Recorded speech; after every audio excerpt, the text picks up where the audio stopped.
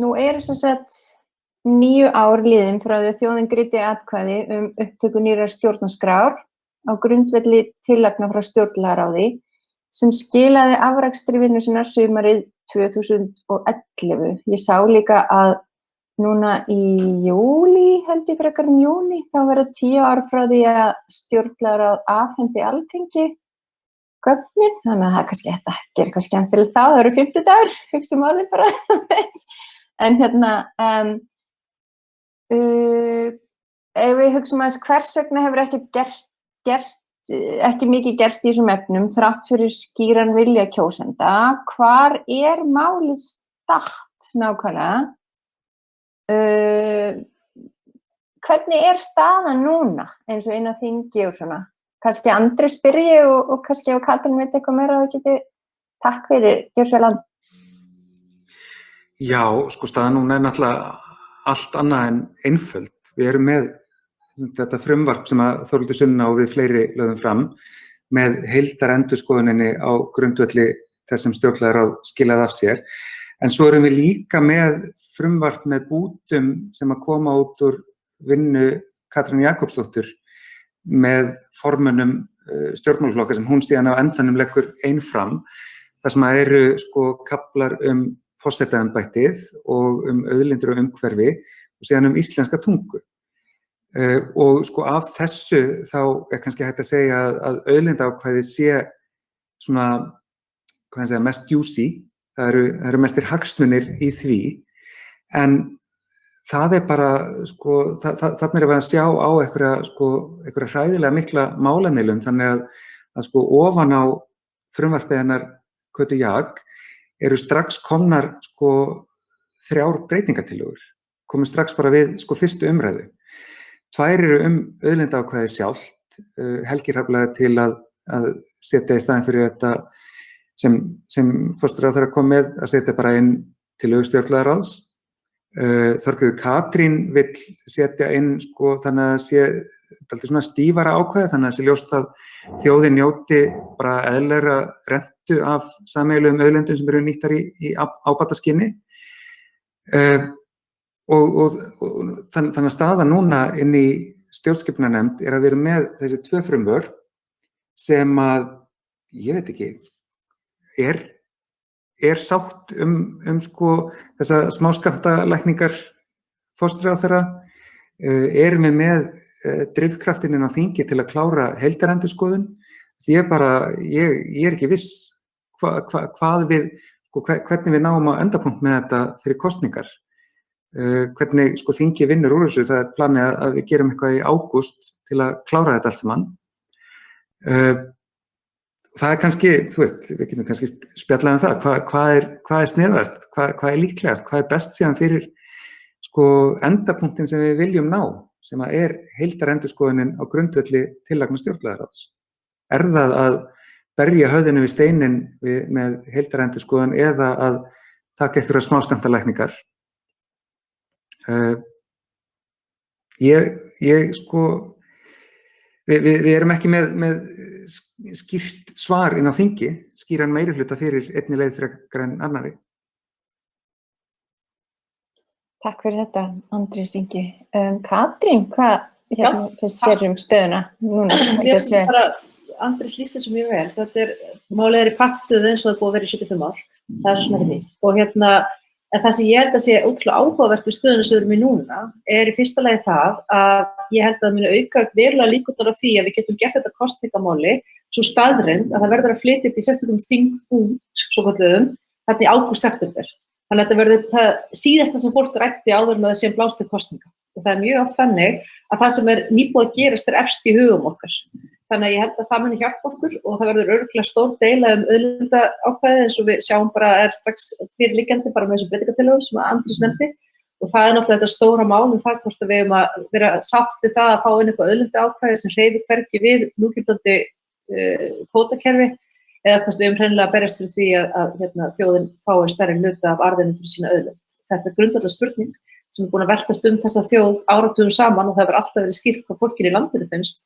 En það ákveðnir sérhagsmunir sem ná að stjórna þessu og ná að þakka þessu umræðu niður og deyfa hana og svona í raun og veru afvegaleiða hana. og ég bind vonir við það að af því að þetta verður tekið sérstaklega fyrir í þingi Íslendinga, þá verður það mjög erfiðara fyrir þessi hagsmunaöfl sem, ég man þetta LÍ heitir í dag, en þetta lið sem bara á launum við það að reyna að halda kerfinu óbreyttu. Það verður mjög erfiðara fyrir þau að standa þessa vakt þegar þetta komi loksins til almennilegrar umræðu á Alþingi. Þannig að því leyti í sammála Katrínu Jakobsdóttur það að það sé bara frábært að taka þessa efnislegu umræðu. Hún alveg ótrúlega þörf og taka hana það sem hún þarf að vera tekin, þar að segja inn á Alþingi. Hins vegar get ég líka alveg upplýst þá skoðun mína, mér finnst þetta auðlindaákvæði sem hún leggur fram vera mjög vont. Mjög vont og ekki síst greinargerðin með því sem í raun og veru þrítekur eða fjórtekur í algjöru meðvertiskasti að það sé ekki ætlunin að hrófla við núgildandi kerfi. Þú veist, þetta er bara svona, maður sér bara fingur fyrir Sjálfstæðisflokksins alls staðar á þessu og það nú bara til þess að kalla spaða og lauf. Svo það hitt frumvarpið sem að Andrés nefndi sem hefur verið lagt fram ítrekkað en aldrei jafn góðri mynd og akkurat núna, sem þetta frumvarp sem að Samfylking og Píratar og sjálfstæði þingmenn og Andrés var á þeim tíma að leggja fram, sem í raun og veru nýjasta útgáfan af því sem við eigum af nýju stjórnarskránni eftir þinglega meðferð. Það miklu meiri vonuð þetta í því skjali, þannig að það alveg tótali hægt að segja að þetta á grundvelli tillagna stjórnlagaráðs. Mér finnst skjalið og þegar lögfræðingarnir fóru höndum það mörgulegt ekki gott, en sumuleyti betra. Þannig að ég tel að þurfa aftur að fara yfir það og reyna að lagfæra sumt sem gekk of langt þegar það var verið að lögfa þetta upp á sínum tíma. En það hins vegar þriðja leiðin sem ég vil benda á, sem ég held að við eigum að reyna að fókusa á. Og það sú leið sem var stigin svona til hálfs í einni af breytingatillögunum, sem svo leið að leggja einfaldlega til að það eina sem við reynum að gera á þessu kjörtímabili að breyta því hvernig við breytum stjórnarskránni. Engu öðru.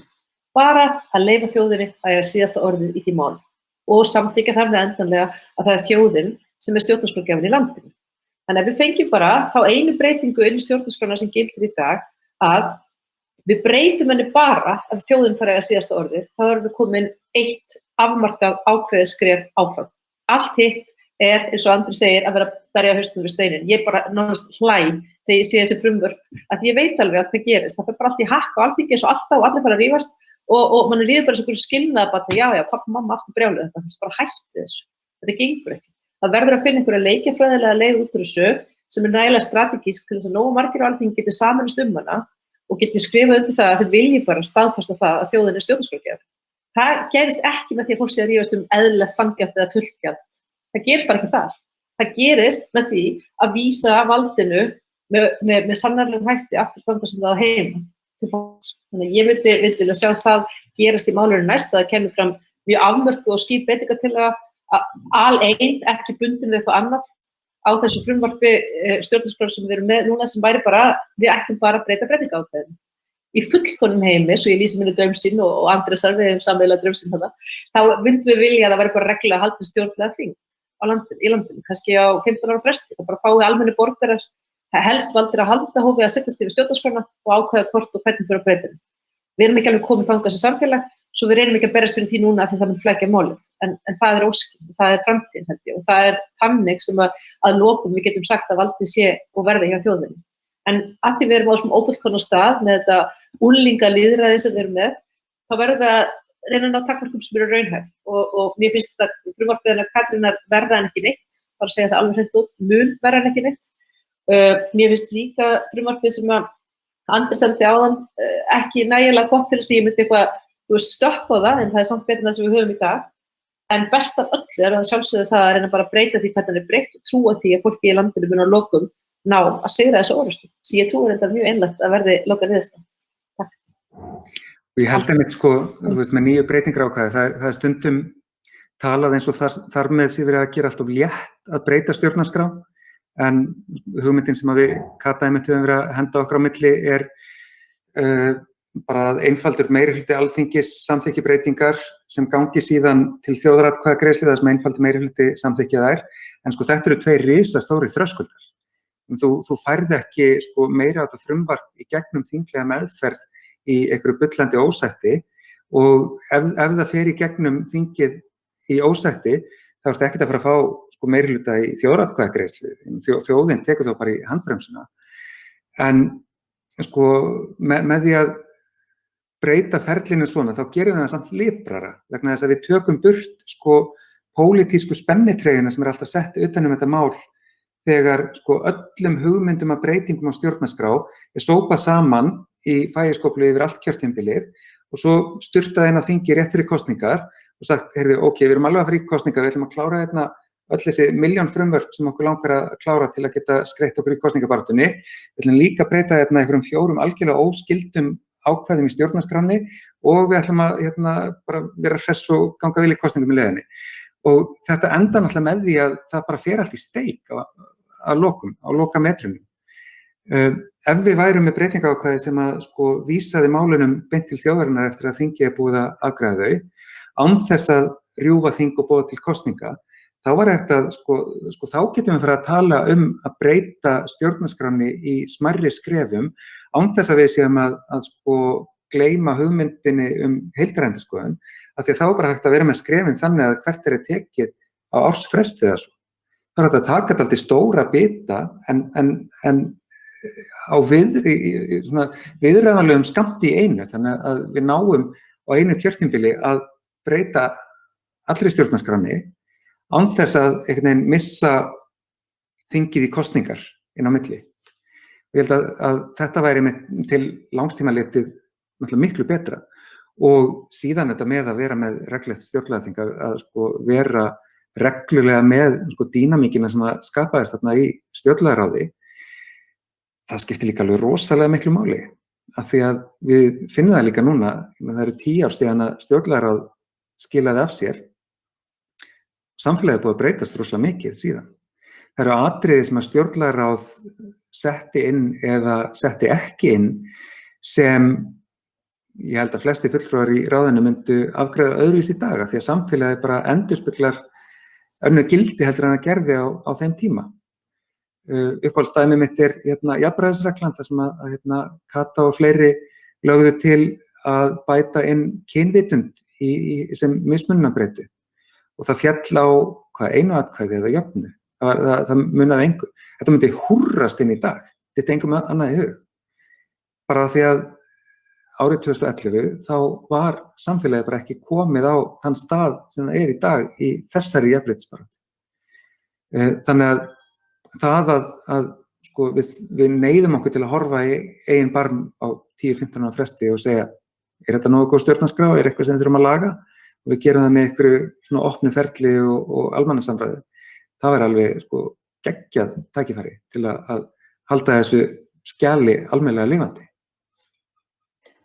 Takk kærlega fyrir þetta. Þetta er alveg frábærar pælingar. Indriði, vilt þú spyrja spurninguna þína sjálfur, Andrés kannski tæpti aðeins á þessu eða á ég að lesa hann upp? Það er sama. Lesta hana bara upp, ef þú nennir. Já, ég er svona bara veltaði fyrir mér hvort það sé raunhæft að taka nýju stjórnarskrána upp í smáskömmtum. Hugsaðu með því að taka einn kafla í einu. Svona sem pæling eitthvað svona, ef við hefum byrjað á þessu strax að þá verðum við kannski búin að þessu núna. Já, Katrín, hvað segir? Já, takk, hæ Indriði minn. Við Indriði vorum saman í bekkensum. Ég held að það sé ekki málið persónulega, en ég skil alveg þær manneskjur sem að vilja reyna að feta það braut. Ég held að málið sé að gera það ekki vegna þess og þá svona spila svolítið með mann svo reynsla hafa verið inn í þessu blessaða stjórnlagaráði, að þá áttar maður sig á því hvað þetta er ótrúlega samofið. Þetta skjal, nýja stjórnarskráin svo kallum það í dag, er bara ein risavaxin málavöðun og það er hvert einasta ákvæði tekur upp með mið af heildinni. Og að þú byrjar að búta þetta niður, þá getur þú enda með eitthvað sem ég stundum kallaði þessu bara hálft svín, hálfur bíll og hálf fluga. Þú þarf eftir því hvaða pólitíska vindar blása hverju sinni mjög ólíkar nálganir inn í tiltekna kafla. Það er afar óöfulegt. Og auk þess þá myndast svona status quo bias, svo kallað, sem er bara það að það verður svo auðvelt fyrir hagsmunaöflin að kæfa niður hverju sinni og áfanga sig í hverjum einasta orustu og lokum endar með eitthvað sem er fullkomlega útvatnað í heild sinni. Þess vegna berjumst við fyrir þessu heildarskjali að því við vitum það alveg að eignarréttar ákvæði tók niður því hvernig auðlindaákvæði var skrifað. Og að þú breytir einu þeirra og þeir sem vil ekki breyta neinu ná að höggva aðeins í það og svo ferðu seinna að breyta næsta og þá þeir sem er mótið því ná að skafa aðeins af því, þá endar bara með eitthvað sem einhver beinagrind af því sem þú vilt fá en ekki einhver lifandi vera, það sem að öll ákvæðin tala saman og harmonisera og við mögum ekki gleyma því að þetta svo mikið afrek að svona 25 ótrúlega ólíkar manneskjur hafi komið sér saman þetta. Það bara fólk eins og ég og Pétur Gunnarsson sem við þykir mjög vænt en við eigum eiginlega enga pólitíska samleið. Við erum svo ólík að því hvað okkur finnst hvernig hlutir eigi að fara og annað, en við skulum bæði undir þetta. Og í því eitthvað ákveðin svona lykill sem segir mér að við eigum að reyna að berjast fyrir akkurat þessu. Því þarna náðum við saman á einhverjum x tíma í sögunni þar sem Ísland var tilbúið í það að skoða grundvallar fyrirskipan bara landsins alls. Af því við vorum nýbúin að lenda í þessu hruni og við vorum með svokallaðan stjórnarskrárglugga eða stjórnarskrárstund sem eru þau stundir þar sem það tekst í alvörunni að ná sambandi það hvað við getum verið sammála Og ég held að ef við tökum þetta eins og svona verkfræðingar myndu hugsa, já, það byggir þessa brú, þá byrjum við bara að hugsa hvernig við steypum þessa grunn og bara hugsa það í smá stund og svo hugsa hvernig við byggjum með stólpa og svo hugsa þetta bara ekki þannig. Þetta bara svo gjör ólíkt, af því það bara ákveðið leiðarstef í gegnum allt skjalið sem snýst það að það samið í ákveðinu svona harmoníu, gagnvart þeim sem setja þetta með ólíka skoðanir og það ekki hægt að búta niður þessu. Og mér finnst einmitt dálítið gott dæmi þetta vera þetta nýja ákvæði íslenska tungu sem að fyrst þegar maður sér það, hugsa maður, já auðvitað, það bara, við viljum verja íslenska tungu og það það eitthvað sem okkur ber skylda til, en án samhengisins sem heildarskjalið gefur okkur, þá þá getur þetta mögulega orðið einhver grundvöllur mismununar fyrir fólk sem að býr á Íslandi en kannski ekki með sama grunn í íslensku. En skjalið eins og það í heild sinni byrja náttúrulega aðfaraorðum þar sem talað að ólíkur uppruni okkar auðgi heildina og síðan með það reyndar því var breytt frá því sem kom frá stjórnlagaráði, breyting til eins verra með mismunarákvæðið að það var talað sérstaklega að það mætti ekki mismuna fólki á grundvelli tungumáls eins og það kom frá stjórnlagaráði, en þetta var smættað hjá lögfræðingunum niður í að öll eru jöfn fyrir lögum án þess að tiltaka hvaða breytur koma saman, en ef við værum með þetta þrennt saman, ákvæðum íslenska tungu, aðfaraorð það að ólíkur uppruni okkar auðgi samfélagið og jafnræðisreglur sem að vera okkur gegn mismunun á grundvelli tungumáls, þá erum við komin með balans sem að skekkist allur þegar að bara eitt ákvæði tekið og lagt fram eins og Katrín Jakobsdóttir gerði núna í vor. Þannig að meira sér þetta ákvæði sem að á yfirborðinu óumdeildast af því sem var lagt fram af forsætisráðherra núna í vor, það pínu problematískt, svona stakt. En svo náttúrulega, svo alltaf spurning, Indriði spyr hvort það sé hægt að taka nýju stjórnarskrána upp í smáskammtum. Ef við værum með betra breytingarákvæði og gætum búið til eitthvað plan að taka hann upp í smærri skrefum á einhverjum ekkert allt of löngum tíma, þá örugglega einhver fræðilegur séns að gera það þannig að það gangi upp, ef það praktíska leiðin til að klára það. En annars bara nákvæmlega eins og Kata segir að heildin hangir svo mikið saman að það alltaf séns sem við tökum ef við erum að skipta þessu í búta sem að rífa í sundur eitthvað samhengi sem verður að vera til staðar. Það væri kannski hægt, sumir bútarnir kannski standa stakar og betur og væri alveg hægt að henda inn án þess að vera hluti af heildar endurskoðun. En svona fyrsta val ætti náttúrulega alltaf að vera heildarpakkinn. Takk kærlega fyrir þetta. Ingólfur, vilt þú spyrja spurningarnar þinnar núna? Já. Þarna, ég held ég hafi kannski spurt Andrés að þessu áður, en það hvað, að þú þekki nú aðeins til þarna, hvað þarf til þess að VG vakni og styðji þetta? Nýju stjórnarskrána þarf að segja.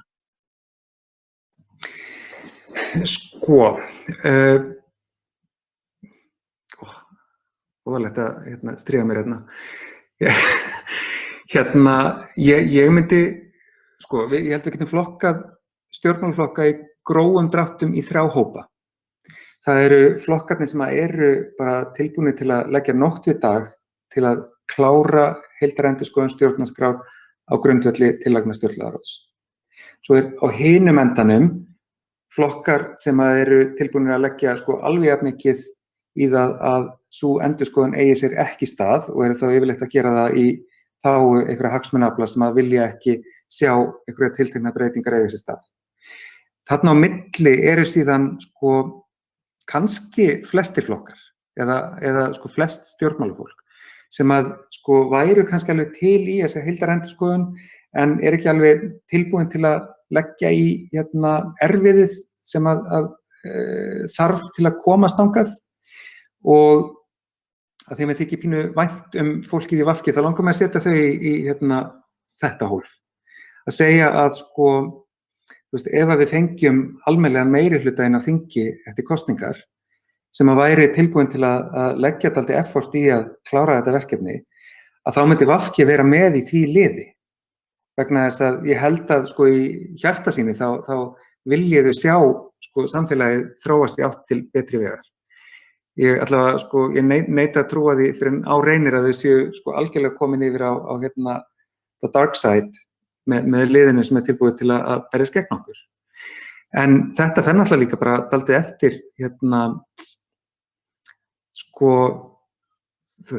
þetta oft bara spurning einstaklinga, hvaða fólk velst til forystu á hverjum tíma.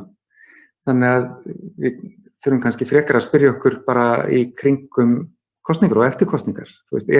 Er liðið sem að er fyrir hvern flokk tilbúið til að leggja sitt mörkum eða ekki? Og þá náttúrulega pínu heppin, held ég, hjá Pírötum, þar sem við erum bara öll til í þetta, bara all hands on deck. En það flækist alltaf þegar að flokkar eru ekki skýrir með það. Já, Katrín, gjörðu svo vel, þú vildir koma með þetta. Bara að fá púsla við þessar hugleiðingar auka spurningu sem svolítið svo, að þið verið búin að vera að hugsa mikið, hvernig getum við einmitt stillt þessu svolítið upp sem taktun og afstöðu, bæði gagnvart einstökum frambjóðendum, gagnvart stjórnmálaflokkunum, og við höfum nokkur sinnum fyrir kosningar, við erum einhverja svakalega fína vefi þar sem við látum fólk merkja sig grænt eða rautt eftir hvort það telur að Alþingi sé skuldbundið til að virða niðurstöðu þjóðaratkvæðagreiðslunnar eða ekki. VG hafa alltaf allir með sig græna, en þeir vinna ekki aktíft í því að láta þá niðurstöðu verða veruleika samt. Þannig að við erum komið svolítið leið á að hjálpa fólki til að hvítþvo sig fyrir þessar kosningar alltaf eins og það sé rosalega hlýðalt málinu, en síðan bara gerist ekki neitt eða eitthvað mun einkennilegra eins og það sem að gerast núna með tillögunar og kötu eftir kosningar. Þannig að við ætlum ekki að fara þá leið núna, við ætlum frekar að vera bara alveg hrein í okkar aktivisma og berjast fyrir því sem við trúum að skipta máli en að tala við fólk það að láta stjórnarskrármálið hafa áhrif á það hvernig það kýs og svo framvegis, en alls ekki leyfa flokkunum nema bara þeir vilja sjálfur eins og Píratar hafa oft gert bara koma algjörlega inn í baráttuna okkar því að það ekki heldur heiðarlegt fyrst mér hvernig það búið að vera að spila undanfarið þar sem að fólk hefur sagt já þegar því hentar og svo sem bara viljinn raunverulega enginn þegar til valdana komið. Þannig að ég er alveg sammála hvernig þú greinir þetta, Andrés, ég held að sé fullt af fólki inn í VG sem hefur eftir á móti því að þetta gerist. Það er svo afar fáir inn í flokknum sem munu berjast virkilega harða baráttu fyrir því að sjá þetta gerast. Og það er bara, sagan segir það er ekki það að sé eitthvað að dæma, það er bara staðreynd. Við sjáum það bara mjög vel á síðasta kjörtímabili, sjáum það á hvaða valflokkurinn tekur í ríkisstjórninni og svo framvegis. Þannig að ég held að við þurfum ekkert að velta fyrir okkur hvaða sem getur látið VG breyta sér, það er bara algjörlega það að einungis fólk sem hefur þessa skoðun myndi mynda topp 6, og af því við vitum nokkurn veginn svona einhverju það hverju verða þarna, þá er það ekkert eitthvað svona glæsilegu vona næstu held ég að þessi flokkur verði það sem á lokum leiðir málið til lykta. Ég held að bara horfast við það. Takk fyrir Katrín. Ingólfur, myndið þú bæta ykkur við? Já, þarna nei, ég fari ekki með það lengra en ég var á fundi hjá þeim, svona frambjóðendafundi daginn. Þú veist þessi streyting og tekið upp bara áður bara að segja svakalegt. Ég veit það. Þarna, en þá spurði ég hvort að þeim fyndist að ætti að fara eftir þjóðaratkvæðagreiðslunni. Það var einn frambjóðandi sem fannst það og flestir töluðu voru bara vildu eiginlega ekkert, fannst eitthvað atriði sem ætti að breyta og eitthvað svona þannig að þeir bara eiginlega frekar studdu þetta ekki en studdu þetta fannst mér. Þannig að ég bara sé eiginlega ekki alveg hvernig við getum snúið þeim. Takk fyrir þetta kærlega. Indriði, má bjóður að leggja fram næstu spurningu? Sjálfsagt. Ég svona bara veltaði fyrir mér hverju nýja stjórnarskráin hefði breytt. Hvað var það baráttuna við COVID? Hvort hún hefði hjálpað þjóðinni í þeim átökum? Ég hef ekki hugsað þetta áður. Ég held að sem svona mörg frekar sammála það að það hafi tekist vel til í baráttunni við COVID á Íslandi. Alveg á því hvað stjórnarskráin sagði, eins og þeir eru ótrúlega stórar mannréttindalega spurningar sem að sitja svolítið eftir allar þessar höft og annað, sko. Og ég held að þessi nýja stjórnarskráin sem þetta í hug svona bara talandi á meðan ég hugsa til dæmis ákveðin það, þú veist, að verða svona ákveðin varúðarreglum og það þurfi heilbrigðiskerfið, þú veist, sem slíkt stóð af sér COVID á Íslandi út af því hversu vel var spilað út af því að sérfræðingarnir fengu að ráða. Okay.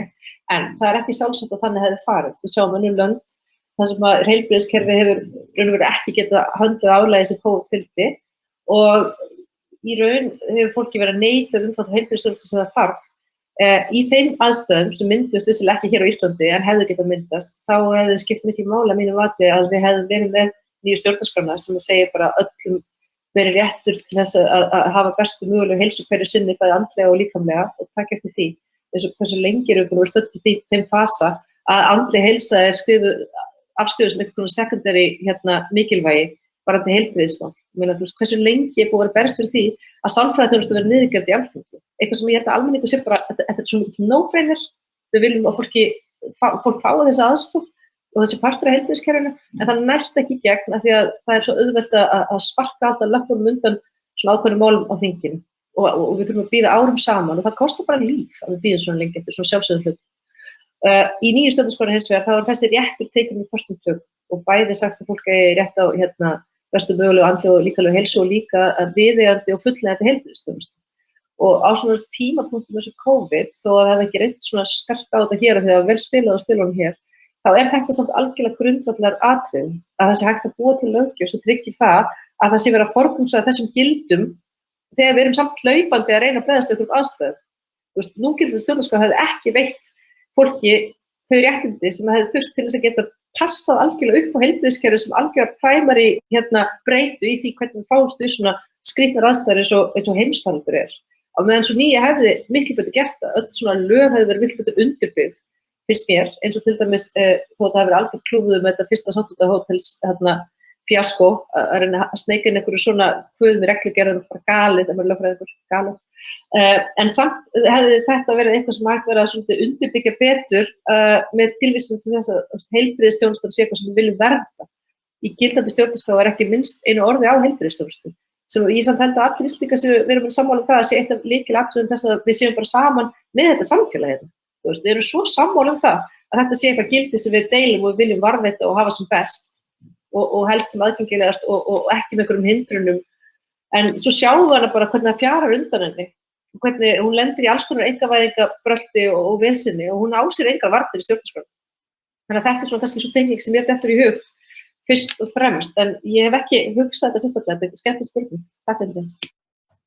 Takk hella fyrir Katrín og Andrés. Já, þetta er bara frábær spurning sem ég hef ekkert spáð í, en sko COVID og bara síðasta árið á Íslandi er bara stanslaust reiðtog á milli ólíkra réttinda. Réttur fólks til heilbrigðis versus réttur barna til skóla, fólks til útivistar, það eru alls konar hlutir að togast á. Þannig að við höfum verið í einhverju svona stjórnarskrár elementi alveg í heilt ár. En ég held að sko, það sé kannski ekki risastór munur á því hvort nýja stjórnarskráin eða svo gamla hefðu tekið betur á þessu vegna þess að þetta hafi verið svo mikil grundvallarréttindi að þau eru nú þegar í gildandi stjórnarskrá. En samt eru þarna ákveðin element sem að sko hefðu verið í væntanlega betra fari. eins og til dæmis sko þegar við fengum, hvað var ekki bara í síðustu viku, þegar voru samþykkt lög hérna á Alþingi sem voru samin á einum degi og síðan afgreidd á þingi á öðrum degi. Og þingið fékk ekki sko allar það upplýsingar sem þurfti og þetta var allt unnið of hratt og of illa. Og aðgangur að upplýsingum og svona vandaðari ferlar í kringum alla lagasetningu eru eitt af því sem að fylgir nýju stjórnarskránni. Og síðan, svo við rifjum bara upp sko þegar við fengum úttekt á því hvernig sóttvarnalögin, sko hvaða gloppur væru á þeim, fengum það úttekt síðasta haust og þá var einmitt bent á að alþjóða heilbrigðisreglugerðin sem vísað til, sko eða var vísað til á nokkrum stöðum í lögunum sem sko lagaheimildar og hún hafði ekki verið birt á Íslandi þannig að hún hafði ekki fullt lagagildi á Íslandi. Og sko birting alþjóðasamninga eitt af grundvallaratriðunum í nýju stjórnarskránni. Þannig að það eru svona, sko það eru varðandi sko lagasetningu þá bara svo mikið quality control sem að kemur með nýju stjórnarskránni sem að skiptir máli án þess að það sé kannski endilega augljóst dagsdaglega. En það hefur reynt á það af og til og sem betur fyrir höfum við náð á síðasta ári að stýra framhjá held ég sko stærstu skerjunum. En sko ef að þessi stjórnarskrá hefði verið samþykkt fyrir mörgum árum og tekið almennilega til í kerfinu áður en COVID kom, þá hefði ekki verið þessi skerin til þess að þurfa að stýra framhjá. Flott, takk kærlega fyrir. Þá það Lárus, vilt þú spyrja þína spurningu? Gjör svo vel.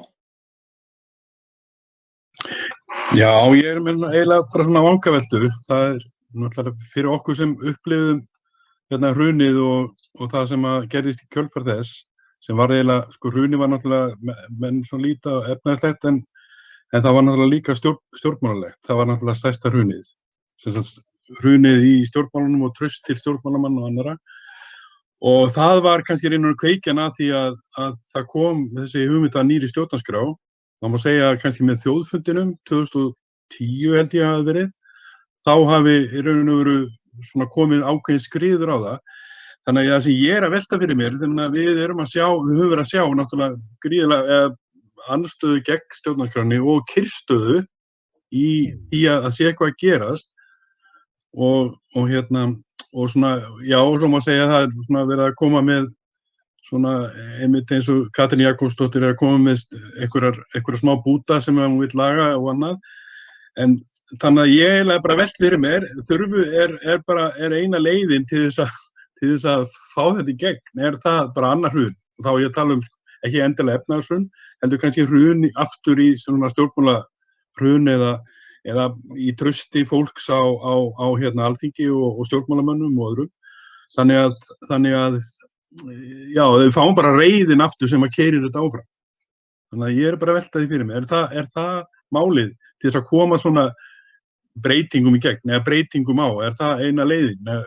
Hvað finnst ykkur það? Ég svona velti því fyrir mér, en ég held að það sé kannski svona jú, ef við lítum á söguna, þá hefur það átt verið drifkraftur í sögunni, það hafa verið bara reiði almennings, reiði fólks sem hefur breytt hlutum. Þannig að ég bara svona kasta þessu upp, hvað segið þið? Já, ég skal fræðast þegar ég má, Greta. Ég held að þetta sé mjög réttmættar hugleiðingar og skoðanir. Ég held að það svona langluta geðið sem að þó býr yfir, það farið að þverra svolítið og maður farin að hugsa þetta í alvöru. Þurfum við aftur að taka sama dramað og við þurfum að taka þetta síðast til þess að þið skiljið bara að það á að fylgja leikreglum. Það í alvörunni máli? En ég man einhvern tímann þá var ég á einhverju ráðstefnu með Birgittu Jóns sem var með þessu Pírötunum og hún var einmitt að tala þetta ekstar í Austurríki eða eitthvað og hún var að segja þetta bara svolítið svona, við erum búin að búa til þennan sáttmála, Alþingi getur þetta ekki, hann er í skúffu og þegar, ekki ef, næsta hrun kemur, þá vitum við að við getum gripið til hans. Við áttum ekkert svar þegar munið þegar maður var að horfa á fréttirnar í hruninu og fjölmiðlar voru alltaf svona að pota einhverjum mikrofónu fram með fólk og segja bara byrja á svona reiður, hvað vilt í staðinn? Eins og við verðum bara með einhverja frábæra hugmynd í staðinn bara, þú veist, og en núna erum við með frábæra hugmynd í staðinn. Það kannski munurinn. Þannig að ég held að akkurat þessi hugsun sem þú átt að orða og orðar svona fallega og kurteislega, varfærnislega alveg bara mjög legit og mjög líklegt að það kannski verður bara að loka niðurstaðan í þessari skák sem þetta stóra mál Hins vegar erum við að reyna svo ótrúlega mörg að sjá til þess að svo verði ekki. Við erum svo mikið að reyna að fara þessar siðuðu leiðir umræðunar og orðræðunar í átt að því að ná þessu bara fram með friðsömum hætti, að við viljum það auðvitað. Og það fallegasta við mótmælin og hruni var auðvitað það að það var ekki einhver blóði úttekt, þetta tókst okkur að verða svona reið og jafn okkur með því að gera ýmsa hluti.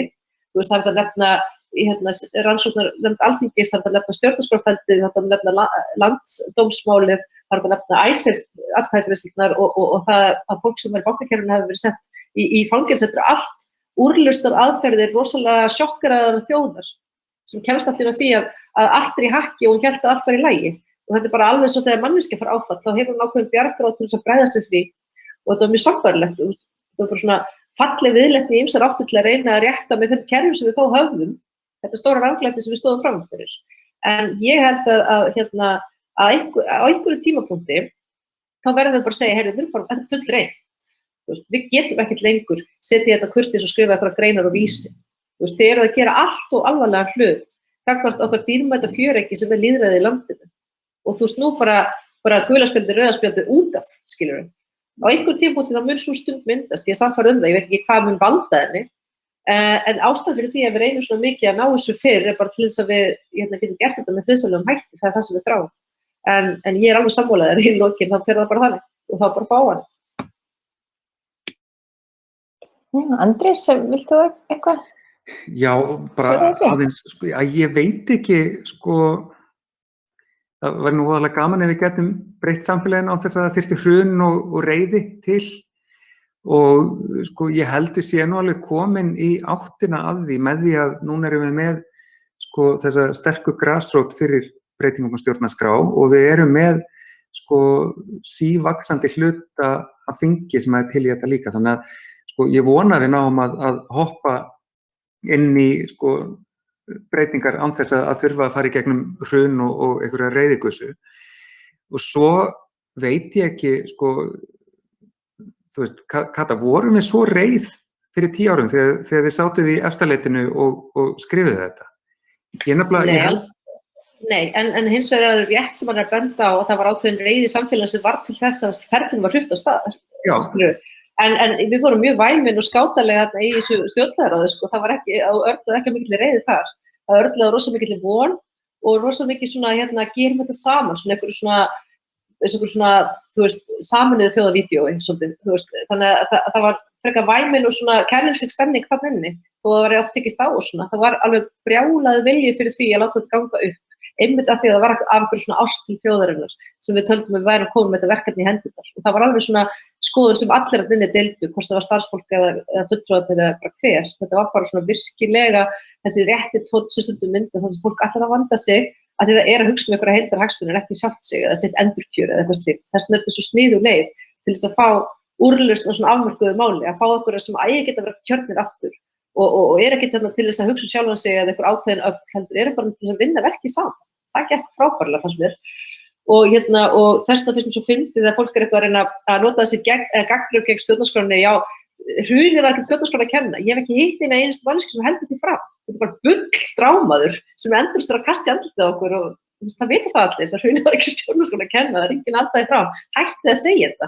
Það var heldur ekkert eitthvað brjála fólk sem settist niður og vildi bara afhausa kapitalisman og einhverju tímapunkti vildi óska þess að svo hefði verið. Þetta er bara ekki til að róta í stjórnarskrá. Þetta er bara mjög eðlileg nútíma stjórnarskrá fyrir ríki eins og okkar.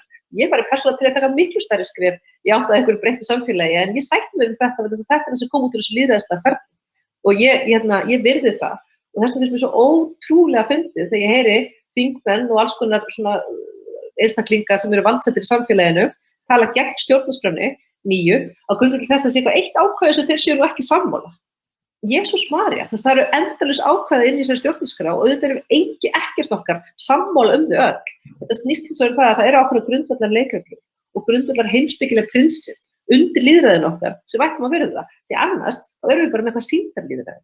Og núna eftir því sem áranum vindur fram, þá finnum við hvernig hljómurinn verður hólar og hólar með hverjum kosningum og vantraustið það heldur bara áfram að myndast og jafnvel í heilum heimsfaraldri þá er samt vantraust þetta svo príma aðstæður þess að fólk hallist að leiðtoga fíling einhverjum og fólk jú að lýsa við traust á Katrínu sem bara ágætt en almennt sé þá bara traustið á Alþingi ennþá ömurlegt og það mun ekki verða byggt aftur og ég elska Alþingi, fulltrúalýðræði brilljant hugmynd en það ekki hægt að starfrækja neinu stofnun við þessi vinnuskilyrði, þar sem fólk bara svikari, allt sem þú segir, það bara reyna að finna holurnar í því sem þú segir, í staðan fyrir að treysta þér og trúa því að þú vinna eftir bestu vitund og hjálpa þér að stækka hugmyndirnar þínar, bæta þér í staðan fyrir að höggva þér alltaf niður. Við getum ekki starfrækt æðstu stjórneiningu landsins í svo miklu vantrausti. Það bara bilun, það er svo mikil orkueyðsla og svo mikil ávísun á vandræði og karp og leiðindi að endanum verður bara ekki ein manneskja í Íslandi sem trúir á þetta þing. Þannig endur þetta bara, nema við fáum þetta og aðrar umbætur í gegn. En sko að því þú talaðir væmnina sem var í stjórnlagaráði, þá tók ég svona væmniskast og ég náttúrulega búin að vera í bullandi nostalgíu alveg frá 7. apríl þegar voru 10 ár síðan stjórnlagaráð hóf störf.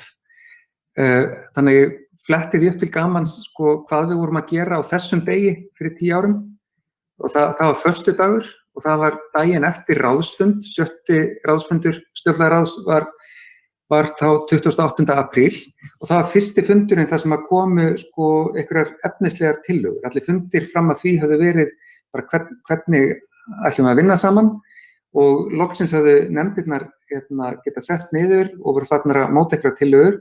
Þannig að einnefndin kom með tillögur að einhverju varðandi dómstólana og A-nefndin hennar Kötu kom með bara mjög ómótaða hugmynd, bara 2 tillögur. Annars vegar að láta skjalið byrja einhverjum aðfaraorðum. Bara hvort var ekki alltaf skemmtilegt að setja tóninn með því. Og það var ekki búið að móta textan. Ég reyna með sko, þetta PowerPoint skjalið sem var varpað upp á fundinum. Og það var ekki búið að móta aðfaraorðin þannig að þau yrðu sko bara almennilegu texti eins og í endanlegu skjali, heldur kynnti Silja bara þetta bara sem, þú veist, að hópurinn ætlaði bara að skoða gildin sem komið fram þjóðfundi og nota það svona sem grundvöllin og hvað var það? Það var lýðræði, friður, sjálfbærni, jafnrétti, valddreifing og ábyrgð. Jú, sko valddreifingin og ábyrgðin eru afleiðingar af hruninu, eru afleiðingar af því að þjóðin hafði horfst í augu við sko samþjöppun valds og meira að segja samþjöppun valds hjá sko fjármálaöflum en ekki innan stjórnmálana og algjör ábyrgðarleysi. Þannig að sko þetta var það sem að brast sem þurfti að laga. En hvað er restin? Þú veist, lýðræði, friður og sjálfbærni og jafnrétti, þetta er bara búin til betri heim pælingin sko.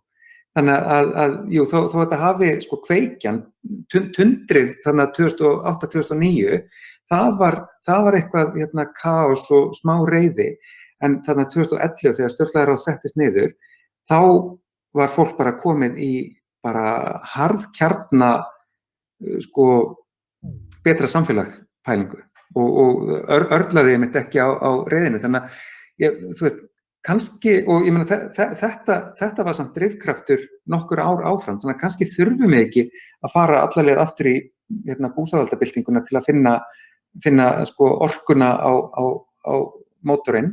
Kannski nægir að horfa frekar á bara stemninguna þarna í efstaleitinu þessa 4 mánuði 2011.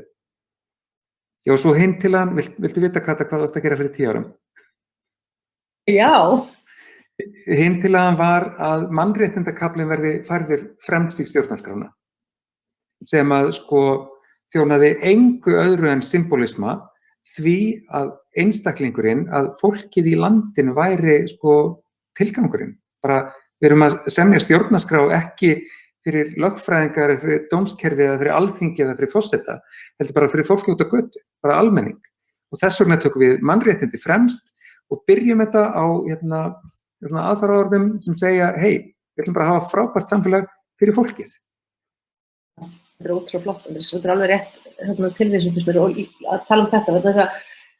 Það sem er svo ótrúlega kaldhæðnislegt við þetta það, síðan hefur þetta, svo staðreynd að köflunum var eitthvað endurraðað, eins og til dæmis mannréttindakaflinn sem var ekki mikið breyttur en hann var þó uppfærður, hafi verið settur fremst, þá segja einhverjir íhaldseggir, bara kollvarpa hér öllu það ekkert neitt svipað og maður bara eitthvað, heyrðu, lestu textan elsku túnlaðin, þetta í raun og veru algjörlega sömu réttindin, það búið bætinni þau sem vantaði og búið að styrkja þau. Og við setjum þau fremst einmitt með því að eins og þú ert að útskýra vegna þess að þau skipta mestu máli og þegar manneskja tekur nýju stjórnarskrána, þá getur hún lesið hann, nánast óháð því hver hún eða hvaða stöðum hefur í samfélaginu. Ef venjuleg manneskja tekur gildandi stjórnarskrá ætlar að lesa hana, þá þarf hann að hafa svona 1 til 4 lögfræðinga við hliðina til að segja nei, sjá 15 greinum seinna þá kemur útskýring á því hvað það raunverulega þýðir. Og hvað þýðir það? Jú, lögfræðingar, og ég má segja þetta því að lögfræðingur eru búin að byggja vegg á milli sín og fólksins þar sem þeir eru ómissandi hlekkur í túlkuninni. Og það ógeðfellt, þetta okkar samfélagssáttmáli og einmitt ættum við að geta lesið hann á mannamáli og skilja það. Við vorum alltaf að tala í stjórnlagaráði þegar eitthvað var orðið pílflóki, getum við ekki sagt þetta þannig að fólk skilji þetta. Og það var bara svona gegnumgangandi þema, við vorum alltaf að reyna að endurorða hlutina þannig að sem flestir gætu haft aðgengi að textanum og þar með þeim réttindum sem honum fylgir. Þetta æðislegt. Það gaman að heyra störfum stjórnlagaþingsins og þetta mjög ljóðrænt að heyra hvað gerist þarna akkurat fyrir þessum tíma síðan. Pétur Óli sem merktur sem Jesús Pétur, maður bjóða þér að fá orðið. Já, þetta er bara svolítið nátengt, þótt að ég baði orðið fyrir þarna, en já, þetta er bara ekkert með hennan.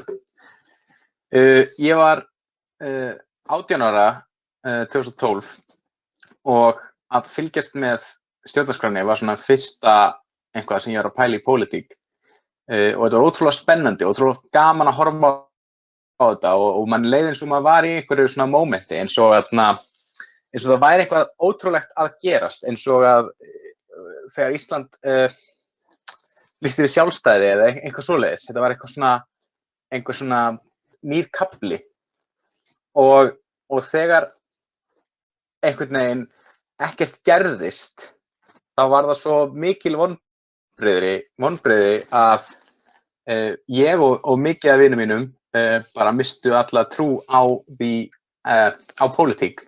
Ég byrjaði aftur að svona hafa áhuga á pólitík og reyna að fylgjast með, en allan mikið af vinum mínum svona aktífli kjósa ekki og trúa því að ef þú ert að kjósa þá ertu í rauninni að segja að þetta kerfi sé í lagi. Út af þú ert með atkvæðinu þá ertu að validata kerfið og já, bara vilja ekki kjósa út af því að ef það kosið eitthvað sem valdeflum, eða svona já, fólk við vald líkar illa við, þá einfaldlega bara hunsað. Þannig með það að svona lýðræði hafi bara verið, já, hunsað, af hverju ætti fólk að kjósa? Hver vil taka hennar besta fyrst? Andrés? Þetta er ótrúlega góð pæling af því að sko, ég meina, og það er engin tilviljun að það er rosalega mikið af ungu fólki sem er núna að beita sér í þágu nýju stjórnarskrárinnar vegna þess að sko, þessi svik sem fólk upplifir er eitthvað sem sko, situr á sálinni hjá kjósendum eða fólki sem var vel, sko, ekki nógu gamalt til að einu sinni kjósa 2012. Og þetta er eitthvað sem sko, skiptir náttúrulega máli í öllum kosningum, ekki bara þjóðaratkvæðagreiðslum, heldur líka að fólk upplifir það þegar það kýs flokk sem segist alltaf að gera eitthvað, að hann gerir það en ekki eitthvað þveröfugt.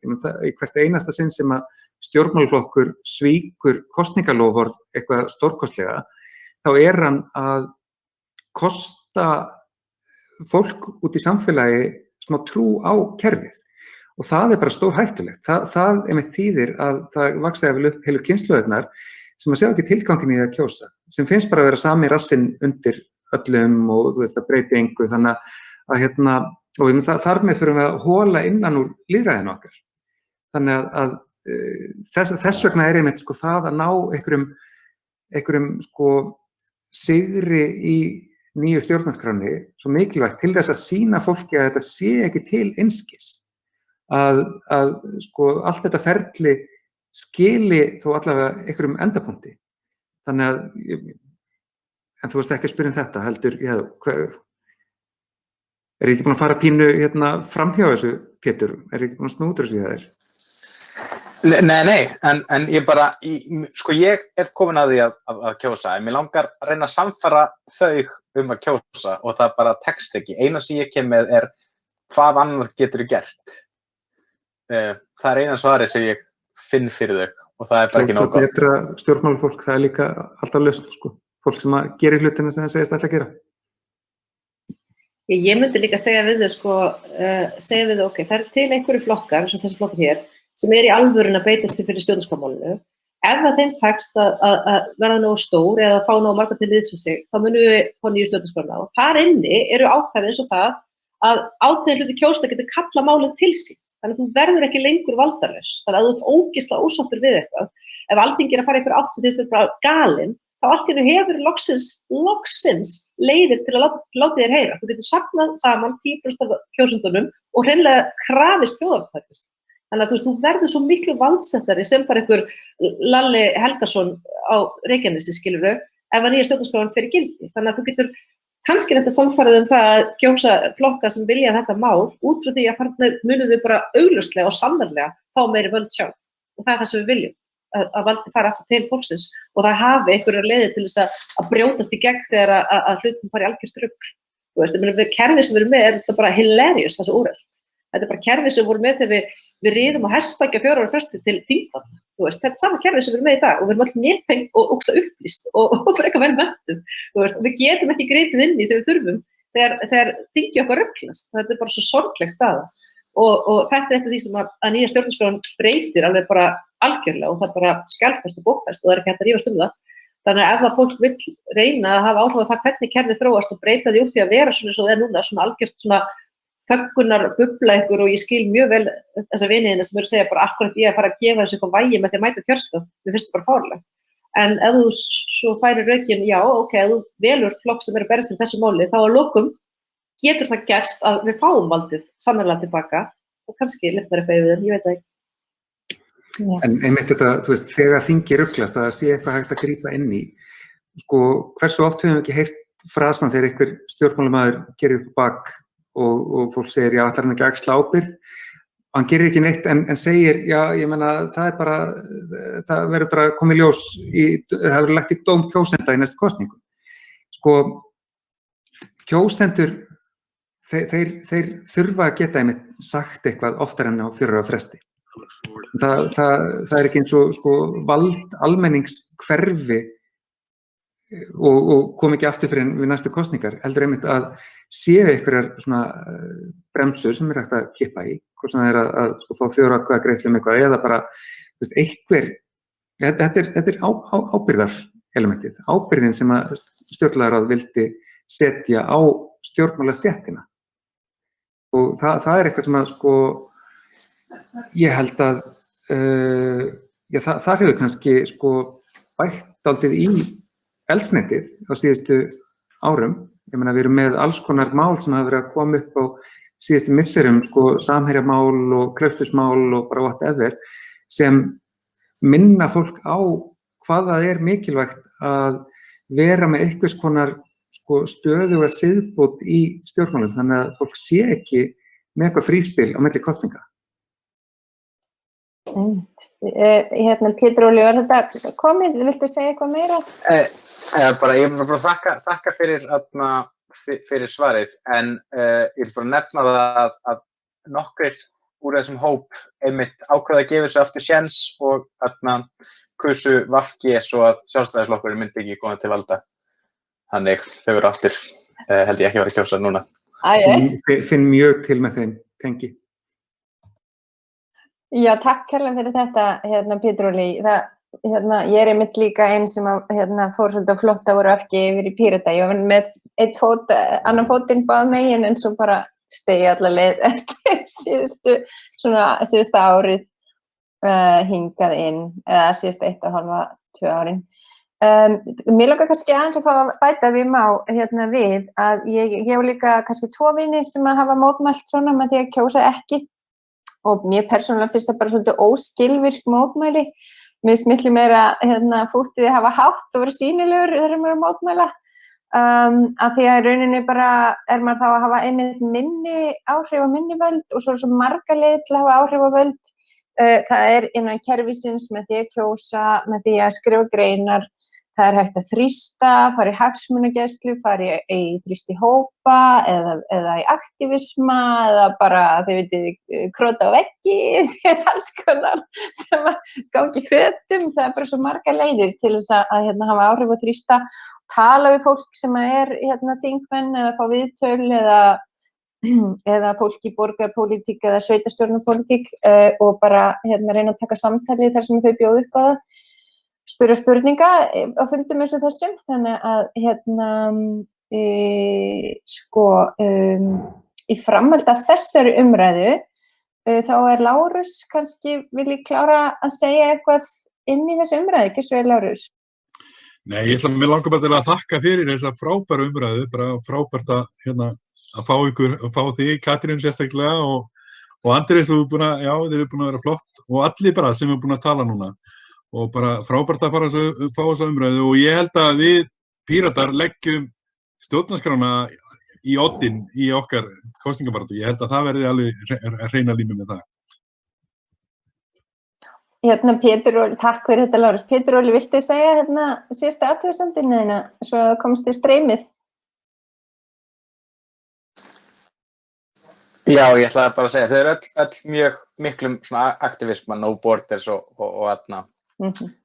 Amnesty International og svona, en bara neita að kjósa út af það sama og að samþykkja kerfið fyrir þeim. Þetta svona prinsip ástæða, frekar heldur en kannski hversu skilvirkt það er.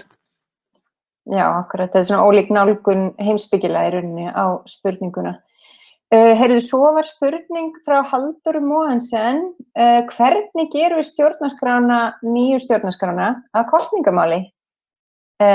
Katrín, má bjóða þér byrja? Já, það náttúrulega okkar sameiginlega hugðarefni, hvernig gerum við það? Og við erum búin að velta þessari spurningu fyrir okkur óþægilega oft á síðustu árum með misjöfnum árangri, en ég held að árið 2020 hafi verið ákveðin hápunktur í þessari baráttu og það vinnur með okkur. Ég meina, við erum með stærstu undirskriftasöfnun af staðfestum undirskriftum í bara lýðveldissögun okkar og allt í einu þá geta stjórnmálamennirnir sem nú setjum við völd ekki látið þess að sé ykkur fámennur hópur hverulanda lengur. Þannig að það er alveg straumkvöld búin að verða í málinu. En hvernig nákvæmlega náum við síðan yfir þennan stóra bakka sem það að gera þetta að kosningamáli er bara the $1 million question. Það sem við ætlum að reyna að gera aktivistarnir er miskusti að eigna okkur laugardagana fram að kosningum. Byrjum núna 1. maí. Það sem allir eru velkomnir í Hafnarborg, það sem er frábær myndlistarsýning sem heitir Töfrafundur áratugi síðar og fjallar stjórnarskrárbaráttuna og þar ætlum við að opna svona aktivistarými á neðri hæðinni sem allir geta komið og hist og spjallað saman og keypt sér boli og peysur og bækur og prentað á sín eigin föt svona stjórnarskrárslógan og þess að og það verða fullt af tónlistarmönnum og alls konar. Núna eru höftin loksins að fara að létta og við getum fara að sprikla aftur sem það sem okkur er skemmtilegast að gera og það verður bara, planið okkar er að gera þetta með auknum þunga. Við erum alltaf að gera allt sem við gerum ykkur sjálfboðavinnu og meðfram öðru en við getum samt svo mörg. Við getum samt algjörlega gert þetta og við erum líka byrjað að reyna að hafa samband við fjölmiðla núna fyrrabræði og reyna að fá þeirra sýn á það af hverju þetta mál læra aldrei alveg í gegn. Af hverju er verið að ræða allt svona rosalega segmenterað, af því þetta mál liggur undir svo ótrúlega mörgum öðrum málum og það er svo skrítið að við séum svona að horfa á okkur að kappræður það sem er búið að taka allt í búti þess að þetta sé eitthvað Lego og tala bara eitt kubb í einu, alveg óháð því hvað þú vilt byggja úr þessu kubbi. Þannig að við þurfum einhvern veginn að auka þeirra þekkingu og þeirra áhuga á málinu, það er annar projekt sem við þurfum að fara í og ég veit ekki alveg hvert svarið er, ég veit bara að það þarf að gerast í svona samhentu átaki eins og allt annað. Og svo held ég að við þurfum bara í raun og veru að taka smá svona showdown á alla þessa frambjóðendur og flokka. Það sem þeir verða bara með bakið upp á veggnum og það er bara svona já eða nei. Og þetta er skjalfest og þetta er bara eiginlega svona eins og loka tækifæri til þess að koma annarkvort með lýðræðinu yfir til okkar og í þetta lið eða bara sætta sig við það að þurfa að vinna gegn því. Og það verður það bara sagt beint út. Og þá munum við segja alls ekki kjósa þessa flokka. Við skulum bara segja hvaða flokka við getum kosið sem eru óhætt að treysta í þessu máli og við skulum líka segja hvaða flokka við viljum alls ekki að þau kjósa. Og núna erum við orðin svo mörg að þetta fer að skipta verulega máli fyrir þessa flokka. Það fer að skipta máli fyrir flokku svo Viðreisn sem ætla sér að setja endalaust á þessari girðingu, hvort þau taki afstöðu endanlega eða ekki. Þannig að við munum bara call them out í lokin og segja bara plíð ekki eða atkvæðinu í þennan flokk ef hann getur ekki staðið með þessu máli eins og í raun og veru meirihluti kjósendurna þeirra vill. Þannig að svoleiðis verðum við að hafa þessa baráttu svolítið harkalega í þetta sinn og ekkert af einhverju svona þrælslund gagnvart þessum flokkum, þessi flokkar skipta einhver máli, þetta land snýst fólkið í landinu en ekki með þessi flokka, og þessi flokkir áldi sig alltaf miðjuna og endina og öllu, og það fólk eins og vinur hans Pétur sem komið ógeð á því, og við erum svo mörg sem erum þar.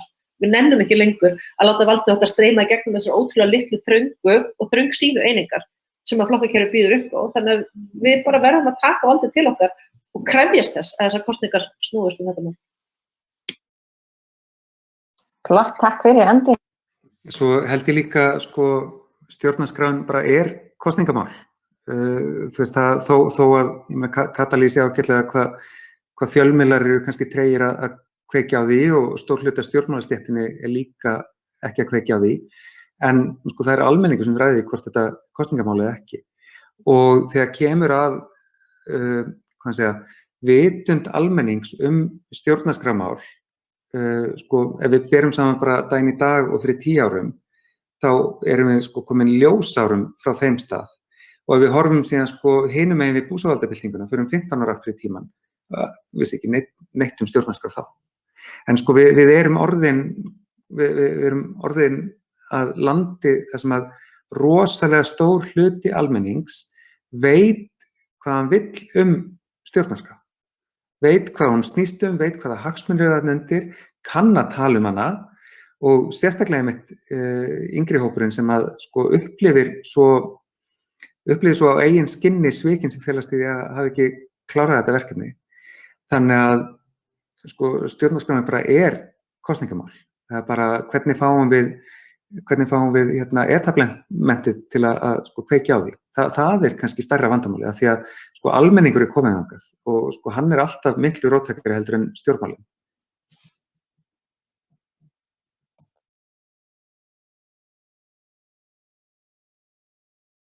Ég var að hugsa svo mikið, ég gleymdi mig bara það sem þú ert að segja. Þetta mjög áhugavert. Svo líka gaman nefna það að þetta eru svona kannski 23 laugardagar fram að kosningadegi og kosningadaginn sjálfan, það verið laugardagur, þannig að við getum vel klæðst í stjórnarskrárfötum og svona, af því þá erum við búin að stigmagna einhverju stemningu, þannig að þetta verður bara frábært, ég hlakka mikið til. Og það er náttúrulega búið að vera mikið umræðinni núna hagsmunaöfl eða litla hagsmunahópa og áhrif þeirra versus bara heildina.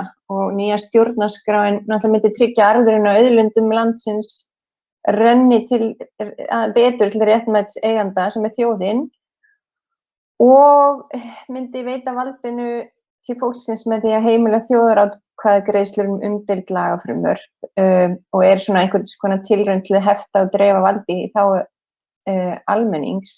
Þannig að það rosalega svona mikið atriði núna og mikið umræðunni. Svona þetta svona kannski órétti þegar valdamiklir eða auðir hópar eru að þrýsta og hafa meiri pening og meiri kannski svona maskinur til þess að vinna í að þrýsta versus bara heildarhagsmunina. Og svo byrjar næsti laugardagur þegar verður svona fyrsti stjórnarskrárþema laugardagurinn, það verður líka 1. maí, þannig að það verður verkalýðsdagurinn, þetta svona allt svipaðar pælingar. Það ekki fleiri spurningar eins og og við höfum akkurat 10 mínútur eftir, þannig að mér langar bara að gefa smá frjálst spjall orð ef ykkur vilja tala eða segja eitthvað meira frá pælingum, svona bara til þess að rúlla þessu svona skemmtilega og rólega upp. Vill ykkur fá orðið eða segja eitthvað fleira svona að lokum? Erum við bara svona ótrúlega góð í sólskíninu og tilbúin að fara að borða kvöldmat og Við Kata þurfum að fara að komast út í sólina að taka upp bíómynd. Það ekki. Vil ég kannski fleygja aðeins fram nokkrum af þessum fyndnu titlum sem komu við myndina, við viðburðin. Muni eftir hvað var að tala til dæmis. Ég man þetta ekki, þetta var stórfenglu mynd, Þegar Andrés eru náttúrulega miklu vinir og það var svo fyndið að vera svona starrandi sitt hver áttina, þetta var bara epismynd, ég bara dáist að þessum hönnuði. Já, þetta er svo flott, já. Það kom fullt af hugmyndum, það var einn konu sem sagði að þetta var kanadísk mynd, ég held að sé hana hárrétt, þetta er mjög kanadísk, það kom fjallasíðan á bakvið og okkur svona 2 aregar á staðar í sig hver áttina. En ef ég er með orðið þá myndi ég vilja segja að mér finnst bara frábært hvað það með gangur á þessu, mér finnst frábært hvað Píratar hafa staðið sig vel í þessu máli og ég hef ótrúlega von núna gagnvart málinu, meira heldur en mjög oft áður. Og ég held að sé eitthvað vakning og ekki síst einmitt unga fólkið og bara fjöldin og ég held að þetta verða alveg ógeðslega spennandi. Mér finnst þetta fyrsta sinn í langa tíma það svolítið svona eiginlega saman hvað gerist það verður þetta gaman og við munum gera okkar til þess að láta málið fljóta upp á yfirborðið svo mikið og við getum en ég held að þetta verði bara vonandi verður þetta bara svona kraumandi hugmyndapottur einhverja sem allir eru með af því að það er enginn einn sem dregur svona vagn, þetta er bara samstæðan og hún er allt í einu orðin svo sýnileg og ég keyrði mig í dag framhjá vegnum við sjávarútvegsráðuneyti sem þið þora ekki að snerta núna eftir að það hátrýsti spóla þessa spurningu í burtu skilji, symbolíkin segir mér að við munum sigra það er bara þannig. Það er bara hversu þolum og hver mannski getur verið það að þurfa að bíða svo lengi eftir réttlætinu sem er alltaf þessi stóru spurning. En ég held að og ég vil vona það að þegar loksins þetta fer í gegn sem mun gerast, þá held ég að vinir hans Pétursburg kjósa. Svo held ég líka að við þurfum mörg að vera saman í þessu eins og Kat segir og þó við Píratar séum kannski búin að vera að draga vagnin fram að þessu bara oftast að þá eru aðrir flokkar farnir að vakna á einhvern hátt sem þeim ekki séð áður. Kata nefndi áðan Viðreisn sem að ég held að fara að ákveða hvorum megin girðingar hún ætlar að lenda og lendi vonandi réttum megin. Samfylkingin líka orðin miklu ákveðnari í stuðningi við þetta ferli. Þannig að ég held að ef ungu vinir Péturs vilja gera hvað mesta gagnið, þá geti að fara að bögga flokkana sem ekki búin að gefa út skýra afstöðu og fara að ýta þeim réttu megin. Þannig að við verðum ekki með alla þessa miðjumáðsflokka og svo kannski sikkert flokkinn á andstæðupólunum, heldur fyrir að smala fólkið alltaf í áttina að okkur Pírötum til þess að við getum fleiri verið að draga vagnin. Frábært, þetta er æðislegt. Við erum með rosalega flotta framtíðarsýn og við erum með gott plan. Það verður bara að sækja fram á krafti. Ég hlakka mikið til og hafa gaman. Það verður nefnilega mjög margt skemmtilegt. Við til dæmis erum búin að plana á lögum að hafa einhvern tímann stjórnarkrá kvenna nýja stjórnarskrá. Af því að ég var að segja að suðvestur kjördæmisfólkinu mínu frá ég var búin að kjósa mig sem formann samtaka kvenna nýja stjórnarskrá og ég skrifa samtaka kvenna nýja stjórnarkrá og Indriði var bara, já, stjórnarkrá, það er aldrei skemmtilegt. Þannig að við gripum bara á lofti og ætlum að hafa eitthvað fúlt í stjórnarkrá kvenna og það er allir boðnir öll kyn og það verður líka óáfengir drykkir í boði örugglega, þannig að þetta verður bara svaka fjör og verður náttúrulega keyrt áfram á gleði og húmor og lífsgleði og litum og listfengi og bara karnivali eins og Árný vinkona okkar segir í stjórninni. Og ætliði þá að fara á kringlukrána eins og stjórnlagaráð gerði sjálft á sínu tíma? Gerði það, já, en gaman. Það var lókallur, Ég finnum okkur eitthvað svakalega staðum þetta. Já, það er kannski færi staðsetningin, af því við erum náttúrulega bara svona organísk, anarkísk hreyfing sem poppar upp, það er svona pop-up allstaðar, Við erum allstaðar og líka út allt land, þannig að náttúrulega bara hvar sem fólk vill hafa stjórnarkrá, bara hefur að stjórnarkrá. Það er ekkert mál og það getur þess vegna verið grænmetis djúsar, bara eitthvað svona safabar einhvers staðar. Það er bara allt inni í myndinni, En bara takk fyrir alveg stórkostlegan fyrsta spjallfund Suðvestur kjördæmis nýju stjórnarskrána og hvar er hún? Ég held hún sé bara á leiðinni, það er ekki bara alveg að koma. Lögfestingin, ég held það bara. Við allavega munum örugglega ná árangri þegar við erum alltaf að vera fleiri og fleiri og kröftur, þannig að ég sé ekki annað í stöðunni. Og bara takk kærlega fyrir frábærlega viðmælendur og frábæri gestir og góða spurningar og epískt póster. Ég spáði að það muni lifa áfram í mýmum og einhverju svona kulti þar sem verður alltaf nýjir svona póster og einhverju sögur búin til út úr þessu. það allavega mjög skemmtilegt að lesa brandarana í dag. Takk kærlega fyrir og bara njótið sólarinnar og kvöldverðarins. Takk kærlega fyrir. Og gangi ykkur ógeðslega vel. Sömuleiðis, Takk fyrir, gangi okkur öllum vel. Já.